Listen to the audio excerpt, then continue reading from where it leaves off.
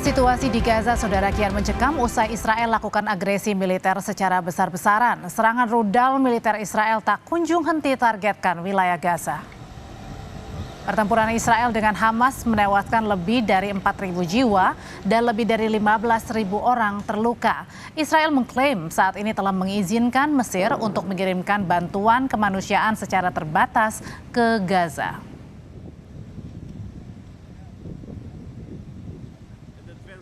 Kejahatan perang yang dilakukan Israel menuai kecaman dari petinggi negara di dunia termasuk PBB. Sekretaris Jenderal PBB mengutuk atas serangan Israel ke rumah sakit di wilayah Gaza. Serangan roket Israel ke rumah sakit Al-Ahli telah menewaskan sedikitnya 500 orang. PBB mengecam keras atas serangan tersebut dan menyerukan gencatan senjata kemanusiaan atas perang Israel dengan Hamas. I am horrified by the hundreds of people killed at Al-Ahli Hospital this same day in Gaza by a strike that I strongly condemned earlier today.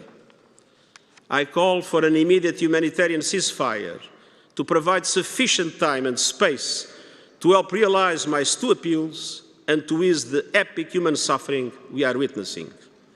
Too many lives and the fate of the entire region hang on the balance.